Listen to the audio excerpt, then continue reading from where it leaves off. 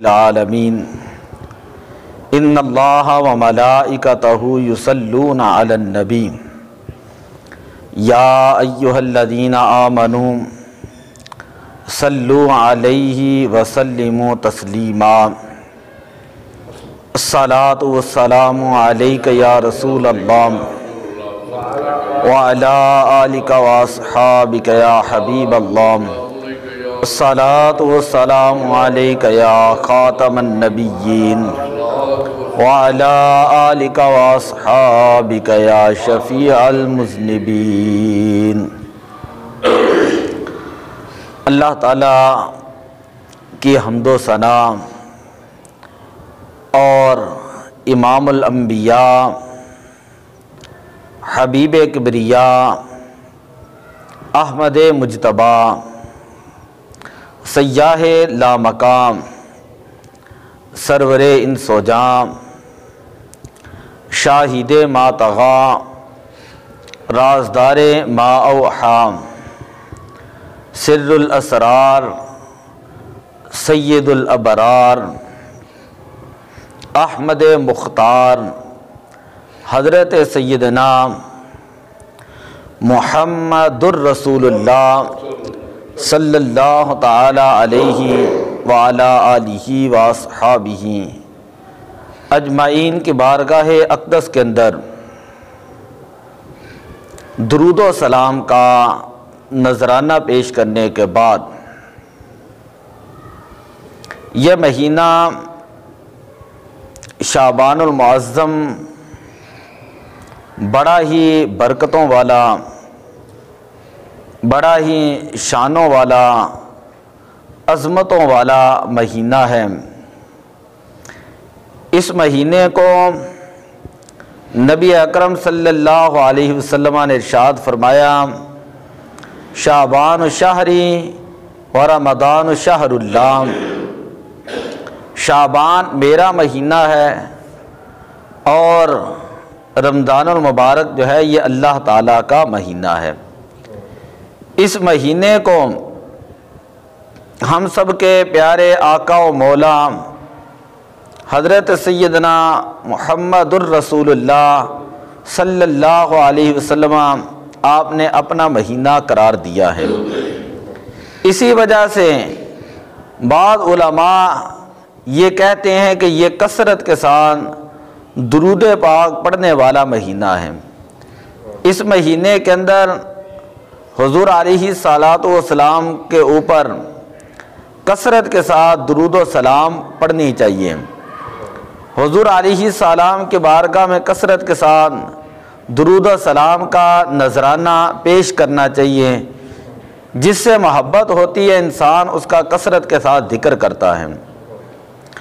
دوسری، اس مہینے کے اندر خصوصیت یہ ہے کہ اس مہینے کے اندر قرآن کریم جو ہے اس کے نزول کا اللہ تعالیٰ نے ارشاد فرمایا، انا انزلناہ فی لیلۃ مبارکہ، کہ ہم نے جو ہے اس مہینے کے اندر نصف شعبان کو، شعبان کے 15 کو ہم نے قرآن کریم جو ہے وہ اس کا نزول فرمایا۔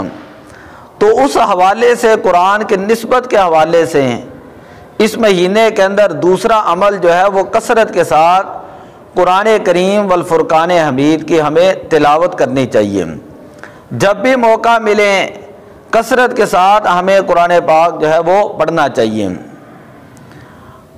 تیسری بات جو ہے وہ یہ ہے کہ اس مہینے کے اندر انسان کے نامہ اعمال اللہ کی بارگاہ میں پیش کیے جاتے ہیں، تو لہذا اس مناسبت سے انسان کو اس مہینے کے اندر کثرت کے ساتھ توبہ اور استغفار کرنی چاہیے، اللہ تعالیٰ سے اپنے گناہوں کی معافی مانگنی چاہیے، اللہ تعالیٰ سے سچے دل کے ساتھ گناہوں سے توبہ کرنی چاہیے، کیونکہ اس مہینے کے اندر انسان اس کے نامہ اعمال جو ہیں ایک تو اللہ کی بارگاہ میں پیش ہوتے ہیں، اور دوسری خصوصیت یہ ہے کہ فیہا یفرق کل امر حکیم، کہ اللہ تبارک و تعالیٰ اس مہینے کی ایک رات ایسی ہے جسے نصف شعبان کی رات کہا جاتا ہے۔ اللہ تعالیٰ فرشتوں کی ڈیوٹیاں لگا دیتا ہے کہ وہ فرشتے اس مہینے کے اندر اللہ تبارک و تعالیٰ کی بارگاہ میں جب حاضر ہوتے ہیں تو اللہ تعالیٰ ان کو فرما دیتا اور ان کی ڈیوٹیاں لگا دیتا ہے کہ پورے سال کے اندر کس کو کتنا رزق دینا ہے، پورے سال کے اندر کس نے فوت ہونا ہے، کس نے پیدا ہونا ہے، کس کے مقدر میں کیا کچھ ہے۔ یہ تو ویسے تو اللہ نے لکھا ہی ہے اپنی تقدیر کے اندر، لیکن اللہ تعالیٰ فرشتوں کے جو ہے وہ معاملات فرشتوں کے سپرد فرما دیتا ہے۔ بندوں کے معاملات اللہ تعالیٰ فرشتوں کے سپرد فرما دیتا ہے۔ تو اس لیے کوشش ہمیں یہ کرنی چاہیے اس مہینے کو توبہ کے اندر گزاریں، استغفار کے اندر گزاریں اور ہر طرح کے گناہوں کی جو ہے وہ معافی طلب کریں۔ کفر جو ہے اس سے توبہ کریں، قتل سے توبہ کریں، زنا سے توبہ کریں، شراب سے توبہ کریں، بے ایمانی وعدہ خلافی سے جو ہے وہ توبہ کریں۔ اسی طرح اللہ تعالیٰ کے حکم کے مطابق جو ہے والدین کے نافرمانی سے ہم توبہ کریں۔ یہ مہینہ گناہوں سے توبہ کرنے کا مہینہ ہے۔ حضرت حسن رحمۃ اللہ تعالی علیہ آپ نے ایک شخص کو دیکھا کہ وہ آگ کی عبادت کر رہا ہے۔ آپ نے اس بندے سے کہا کہ یہ آگ جو ہے تجھے کیا دے سکتی ہے؟ میں اللہ کی عبادت کرنے والا ہوں اور میں بھی اپنا ہاتھ اس آگ کے اندر رکھتا ہوں، تو بھی اپنا ہاتھ آگ کے اندر رکھ، اور دیکھتے ہیں کس کا ہاتھ جو ہے وہ بچ جاتا ہے اور کس کا ہاتھ جل جاتا ہے، کس کا ہاتھ جو ہے وہ بچ جاتا ہے اور کس کا ہاتھ جل جاتا ہے۔ جب ہاتھ رکھا گیا تو حضرت حسن رحمۃ اللہ تعالی علیہ آپ کا ہاتھ بچ گیا۔ وہ بڑا حیران ہوا تو حضرت حسن رحمۃ اللہ تعالی علیہ سے فرمانے لگے، اگر تو گناہوں سے توبہ کر لے اور کفر سے توبہ کر لے تو اللہ تبارک و تعالیٰ تجھے جنت عطا فرمائے گا۔ وہ شخص کہنے لگا کہ آپ مجھے اقرار نامہ لکھ کر دیں۔ حضرت حسن رحمۃ اللہ تعالی علیہ آپ نے اقرار نامہ لکھ کر دیا۔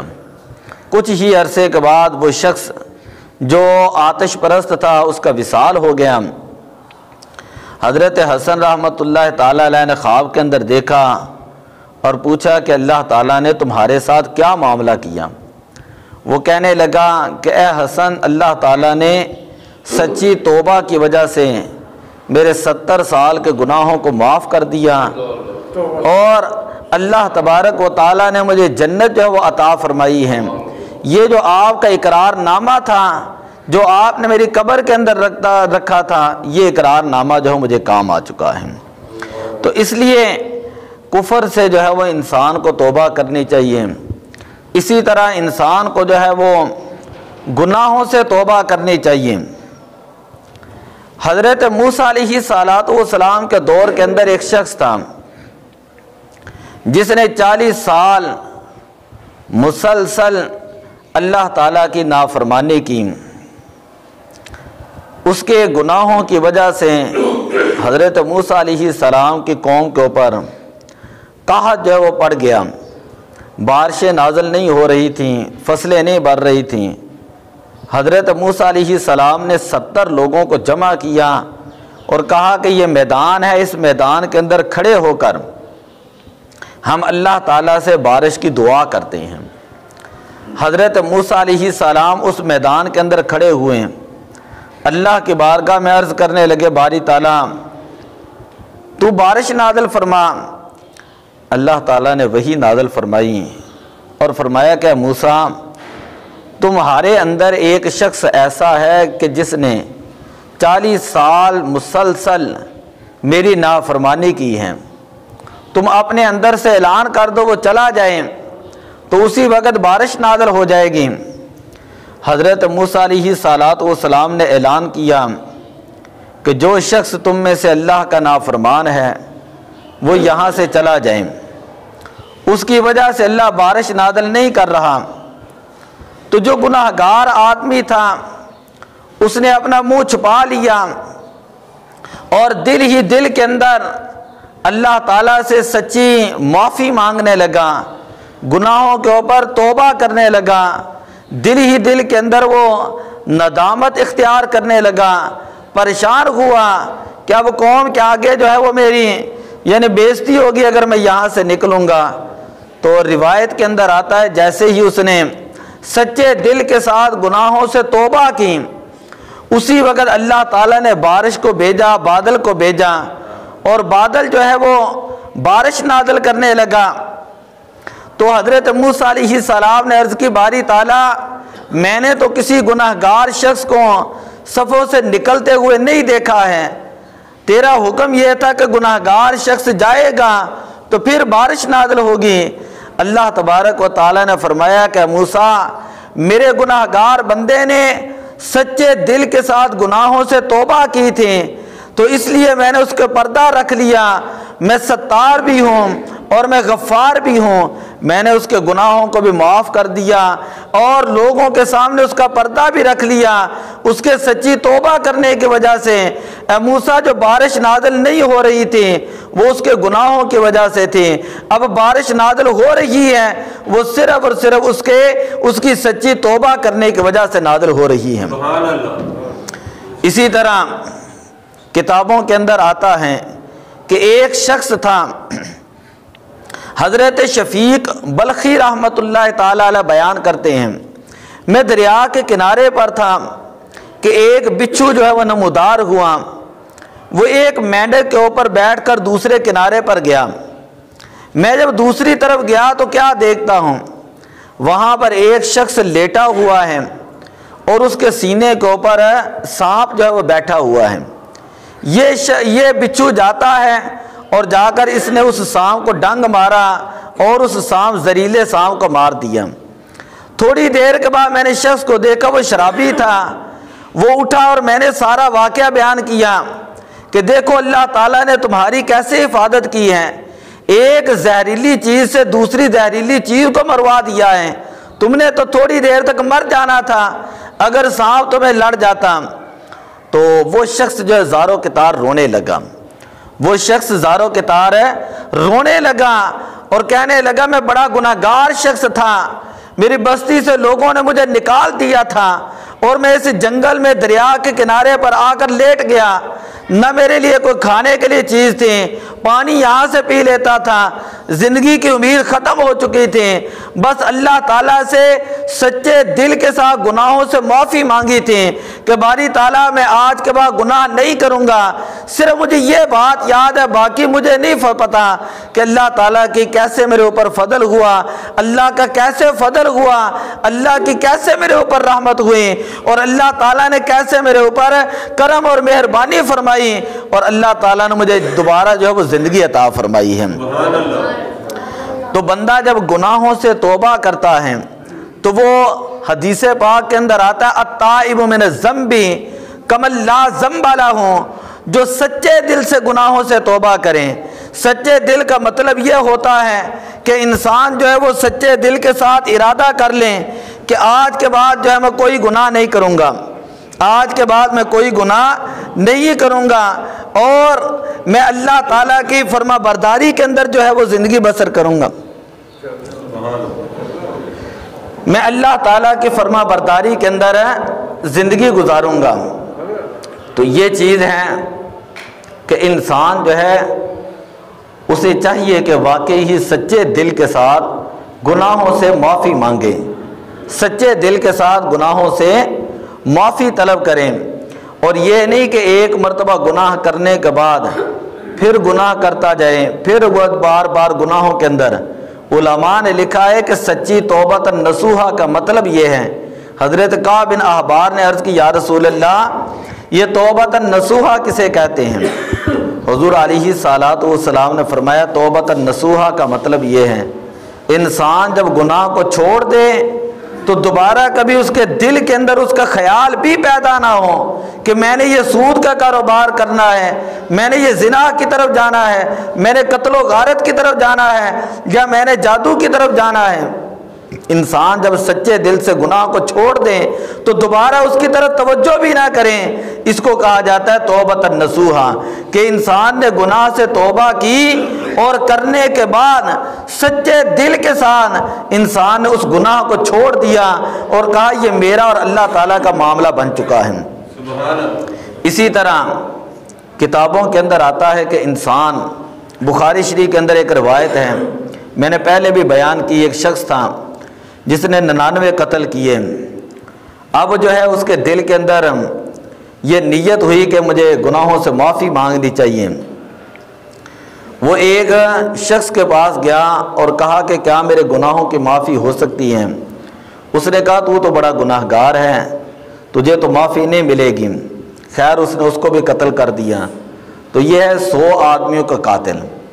لیکن دل کے اندر ندامت پھر تھی، کسی اللہ والے کے پاس گیا، کسی زاہد کے پاس گیا، کسی ولی کے پاس گیا، اس نے کہا فلاں بستی میں اللہ کے نیک بندے رہتے ہیں، تو وہاں پر چلا جا، انہی کے پاس رہنا، انہی کے پاس بیٹھنا، اپنی زندگی وہیں پر ہی بسر کرنا، دوبارہ اپنے علاقے میں واپس نہ آنا، اللہ تعالیٰ تیرے گناہوں کو معاف کر دے گا۔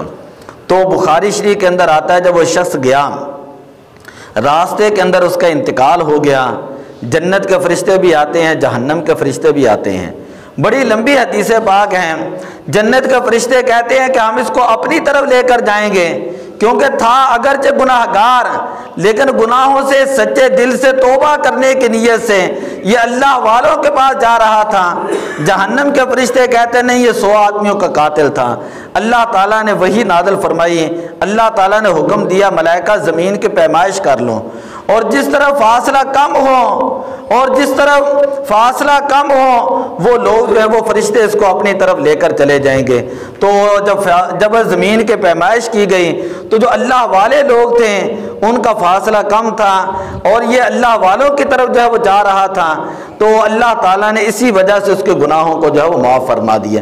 ایک تو اس کے اندر اولیاء کرام کی شان ظاہر ہوتی ہے، اور دوسرا علماء نے یہ کہا کہ چونکہ وہ سچے دل کے ساتھ گناہوں سے توبہ کی غرض سے نکلا تھا، اس لیے اللہ تعالیٰ نے اس کے گناہوں کو معاف کر دیا ہے۔ حضرت مالک بن دینار رحمت اللہ تعالی علیہ کتنے جلیل القدر جو ہیں وہ اللہ کے ولی ہیں۔ آپ کی توبہ کے بارے میں واقعہ آتا ہے کہ آپ کی ایک چھوٹی بیٹی تھی جس کی عمر 2 سال تھی۔ حضرت مالک بن دینار رحمت اللہ تعالی علیہ شراب پیا کرتے تھے۔ جب آپ شراب پیتے تو آپ کی جو بیٹی تھی وہ آپ سے شراب پکڑ کر انڈیل دیتی اور آپ کو شراب نہیں پینے دیتی تھی۔ آخر کار 2 سال کی عمر میں اس بچی کا وصال ہو گیا۔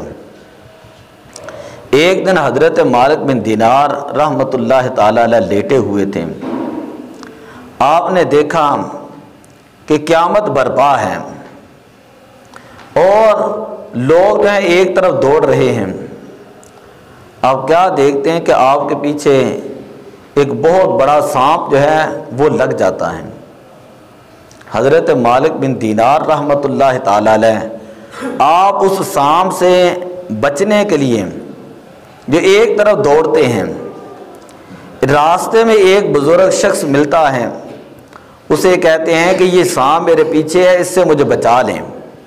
وہ بزرگ شخص کہنے لگا میں تو کمزور ہوں، یہ پہاڑی ہے، اس پہاڑی کے اوپر چڑھ جاؤں اور دیکھو تو صحیح کہ ہو سکتا ہے کوئی تمہاری چیز تمہیں کام آ جائے۔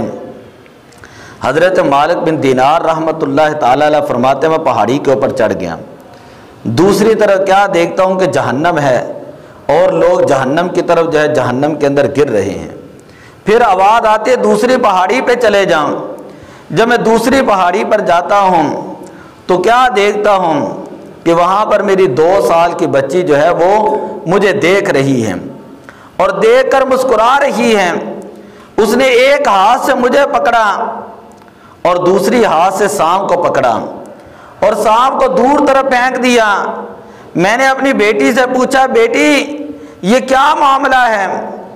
تو میری بیٹی نے کہا کہ اے والد گرامی، جو آپ گناہ کرتے تھے آج قیامت کا منظر اللہ نے آپ کو دکھایا ہے۔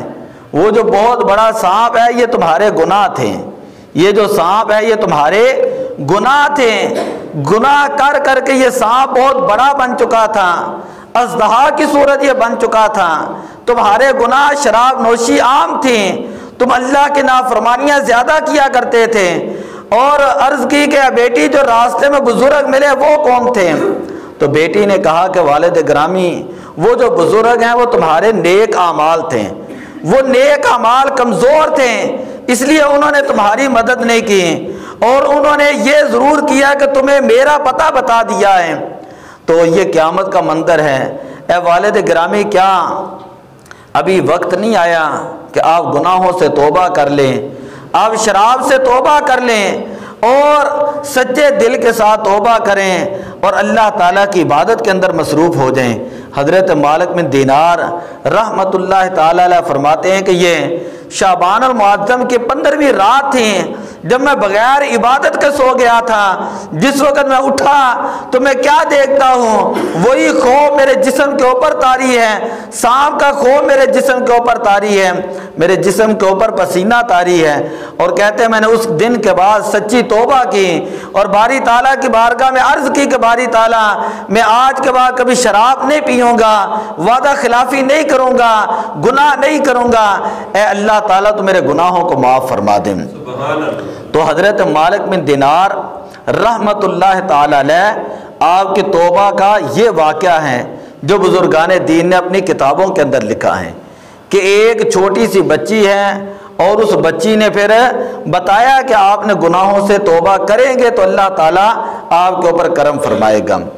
آج ہم لوگ دن رات گناہ کرتے ہیں، ہم لوگ دن رات گناہ کرتے ہیں، اور اس کے اوپر دلیری یہ ہے کہ ہم گناہ کو گناہ نہیں سمجھتے، ہم لوگ گناہ کو گناہ نہیں سمجھتے ہیں۔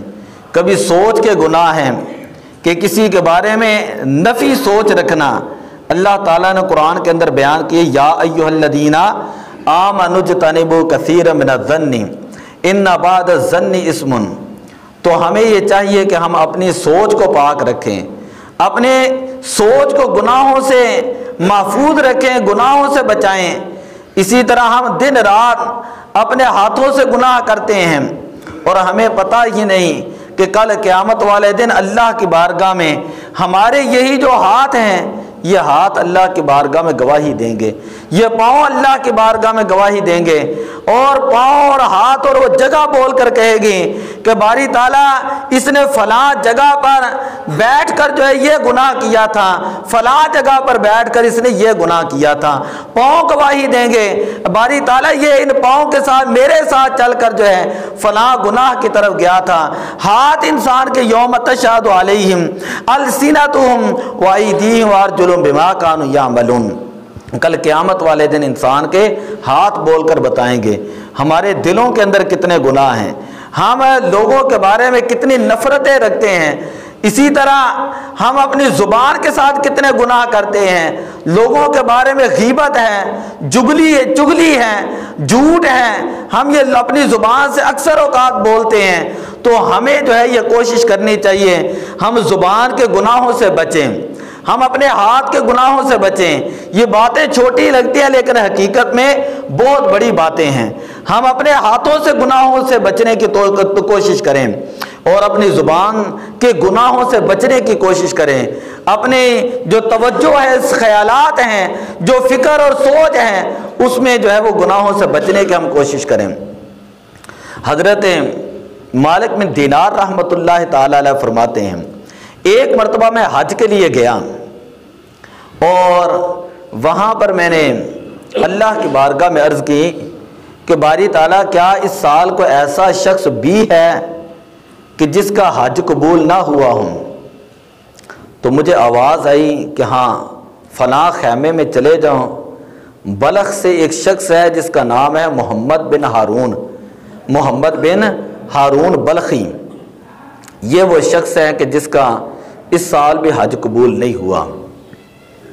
حضرت مالک بن دینار فرماتے ہیں کہ میں ان کے خیمے میں چلا گیا، بلخ کے علاقوں میں جس طرح وہاں پہ خیمے ہوتے ہیں، یہ پاکستانی ہیں، یہ بنگلہ دیش کے ہیں، یہ انڈیا کے خیمے ہیں۔ خیر کہتے میں جب اس خیمے میں پہنچا اور میں نے دیکھا کہ ایک شخص تھا جس کا ہاتھ کٹا ہوا تھا، اور اس نے اپنی جتنی جائیداد تھیں ساری کی ساری اللہ کے راہ کے اندر خرچ کر دی ہوئی تھی۔ اب وہ اس سال 24واں حج کرنے کے لیے آ رہا تھا، 24واں حج کرنے کے لیے وہاں پر وہ پہنچا ہوا تھا، لیکن اللہ کی طرف سے حکم تھا کہ تیرا یہ حج قبول نہیں۔ کہتے میں نے اس کو بظاہر دیکھا، اس نے داڑھی رکھی ہے، جبہ پہنا ہے، اور اس کے چہرے کے اوپر عبادت کے آثار بھی نمایاں ہیں، لیکن میں بڑا حیران ہوا، بڑا پریشان ہوا کہ یہ کیسا شخص ہے کہ جس کا اس سال حج قبول نہیں۔ اس نے مجھے دیکھ کر کہا کہ اے مالک بن دینار، اے مالک بن دینار، تمہیں پتہ چل چکا ہے کہ میرا حج قبول نہیں۔ حضرت مالک بن دینار فرماتے میری اس سے پہلی ہی ملاقات تھی، اور میں نے کہا کہ تمہیں میرا نام کس نے بتایا، اور تمہیں کس نے بتایا کہ مجھے خواب آیا تھا کہ تمہارا حج قبول نہیں۔ اب اس بندے نے خود اپنا واقعہ بیان کیا۔ اس نے کہا میں بڑا غریب تھا، میں ماں کی بڑی خدمت کیا کرتا تھا، اللہ تعالیٰ نے مجھے بڑی مال و دولت عطا کیا، بڑا مال دیا، بڑی دولت دی۔ جب میرے پاس وافر دولت آ گئی تو میں گناہوں کے اندر مبتلا ہو گیا، میں گناہوں کے اندر مبتلا ہو گیا۔ کئی لوگ یہ بھی دعا کرتے ہیں اللہ مجھے دولت عطا فرما، ساتھ یہ بھی دعا کرنی چاہیے اے اللہ جو دولت ہے اس دولت کو خیر والی دولت بنا، بھلائی والی دولت بنا، ایسا مال نہ دے جو انسان کو متکبر کر دیں، اور جو مال میں گناہوں کی طرح خرچ کرتا رہوں، اللہ کے نافرمانیوں کی طرح خرچ کرتا رہوں، اے اللہ ایسی دولت دے کہ جس کے اندر میں تیری راہ کے اندر خرچ کروں یا تیری مخلوق کے اندر میں خرچ کرتا رہوں۔ کہتے کہ ایک دن رمضان کا دن تھا، عصر کے بعد میں گھر آیا تو میں نے اپنی والدہ کو تندور میں روٹیاں لگا رہی تھیں، میں نے کہا کہ مجھے روٹی دو۔ میری ماں نے کہا کہ تو نے روزہ تو رکھا نہیں ہے، لیکن جنہوں نے روزہ رکھا ہے ان کے روزے کا تو خیال کر، میں تجھے تھوڑی دیر بعد روٹی دے دیتی ہوں۔ کہتے ہیں کہ میں نے اپنی والدہ کو تھپڑ لگایا اور وہ تندور کے اندر چلی گئیں اور وہ جل گئیں۔ بعد میں دیکھا کہ ایک دن کے بعد اس کا وصال ہو گیا۔ میں شراب کے اندر تھا، نشے کے اندر تھا۔ جب مجھے ہوش آیا لوگوں نے مجھے بتایا کہ یہ تمہاری وجہ سے تمہاری ماں قتل ہو چکی ہے، تم اپنی ماں کے قاتل ہو۔ کہتے اسی وقت میں نے اپنا ہاتھ کاٹ دیا، جتنی دولت تھی وہ ساری اللہ کی راہ میں خرچ کر دیں، اور ہر سال حج کرنے کے لیے آ جاتا ہوں اور یہاں پر آ کر لبیک اللہم لبیک کہتا ہوں، اور آواز آتی ہے لا لبیک کہ اس سال بھی تیرا حج قبول نہیں۔ آج 24 سال ہو چکے ہیں، میں یہاں طواف کعبہ بھی کرتا ہوں، اور ہر سال جو ہے مجھے یہی آواز آتی ہے کہ تو گناہ کرنے والا ہے، تو ماں باپ کا نافرمان ہے، لہذا تیرا حج قبول ہے نہیں ہے، تو واپس چلا جا۔ تو میں تو اللہ کی رحمت کی امید سے آتا ہوں۔ حضرت مالک بن دینار رحمت اللہ تعالی علیہ، آپ نے اس کو زور کے ساتھ تھپڑ لگایا اور آپ نے کہا کہ تو واقعی ہی بڑا نافرمان ہے، تو نے اپنی ماں کے ساتھ نافرمانی کی ہے۔ وہاں سے چل دیے، اپنے خیمے میں آئے، رات کو سوتے ہیں، نبی پاک صلی اللہ علیہ وسلم کی زیارت ہوتی ہے، حضور علیہ السلام کی زیارت ہوتی ہے۔ فرمایا کہ مالک بن دینار تو نے یہ کیا کیا؟ تو نے جو اللہ کا فیصلہ تھا وہ فیصلہ تو بھی سنا کر آ چکا ہے، یہ اللہ اور اس بندے کا معاملہ تھا، تو نے اس کو تھپڑ کیوں مارا؟ اے مالک بن دینار یاد رکھ، جس وجہ سے یہ اللہ تعالیٰ اس کی عبادت قبول نہیں کر رہا، کل اسی ماں کی وجہ سے اللہ تعالیٰ اس کی عبادت کو قبول فرمائے گا۔ کل اس کی ماں جو ہے قیامت والے دن اللہ کی بارگاہ میں جب مقدمہ درج کرے گی اور جہنم کے فرشتے اس کو جہنم کی طرف لے جا رہے ہوں گے، تو اس کی ماں ہی کل قیامت والے دن سفارش کرے گی کہ اللہ میں نے اپنے بیٹے کو گناہ کو معاف کر دیا ہے، اللہ ماں ہی کی وجہ سے اس کی توبہ کو قبول فرمائے گا۔ 2-3 دن پہلے کی بات ہے، آپ نے بھی دیکھا ہوگا، پشاور کے اندر ایک واقعہ، ایک بچہ تھا اچھا خاصا نوجوان ہے، خوبصورت، تو ماں باپ نے اس کو منع کیا ٹک ٹاک بنانے پہ۔ پہلے اس نے باپ کو قتل کیا، پھر اس نے ماں کے اوپر فائرنگ کر دی۔ جب پشاور ہاسپٹل میں آئی سی یو میں ماں تھی تو پوچھا گیا کہ تھوڑی سی ہوش آئی تو اس نے کہا کہ میرا بیٹا نا سمجھ ہے، لہذا میرے بیٹے کو کچھ نہ کہنا۔ یعنی بات کرنے کا مطلب یہ ہے کہ ماں ہی ہوتی ہے، ماں ہی ہوتی ہے۔ مجھے ایک آخری روایت، وقت بھی ہو چکا ہے، حضرت علقمہ کا واقعہ یاد آ گیا کہ حضرت علقمہ کا وصال کا وقت تھا اور ان کی زبان سے کلمہ جاری نہیں ہو رہا تھا۔ حضرت علقمہ رضی اللہ تعالیٰ عنہ کی جو بیوی تھیں وہ حضور کی بارگاہ میں آ کر عرض کرتی یا رسول اللہ اب دعا فرمائے کہ علقمہ کی زبان سے کلمہ جاری نہیں ہو رہا تو اس کی زبان سے کلمہ جاری ہو جائیں، خاتمہ بالخیر ہو جائیں۔ حضور علیہ السلام نے حضرت بلال رضی اللہ تعالیٰ عنہ، حضرت عمر فاروق رضی اللہ تعالیٰ عنہ، حضرت عمار بن یاسر رضی اللہ تعالیٰ عنہ کو بھیجا جا کے معاملہ دیکھ کر آئیں۔ جب دیکھ کر آئے تو عرض کی ہاں یا رسول ایسا ہی معاملہ ہے۔ فرمایا کہ کیا اس کی والدہ زندہ ہیں؟ تو عرض کی ہاں یا رسول اللہ۔ حضور علیہ السلام نے فرمایا کہ اس کی والدہ سے کہو اگر وہ خود آ سکتی ہے تو ٹھیک ہے، وگرنہ امام الانبیاء اس کے پاس آتے ہیں۔ اب وہ والدہ جو تھی بوڑھی ماں تھی، لاٹھی ٹیک ٹیک کر جو ہے وہ حضور علیہ السلام کی بارگاہ میں حاضر ہوئی۔ مختصر میں کہتا ہوں کیونکہ وقت ہو گیا، لاٹھی ٹیک ٹیک کر حضور کی بارگاہ میں حاضر ہوئیں۔ حضور علیہ السلام نے فرمایا کہ یہ علقمہ تیرے ساتھ کیسا تھا؟ یہ تو میرا صحابی ہے۔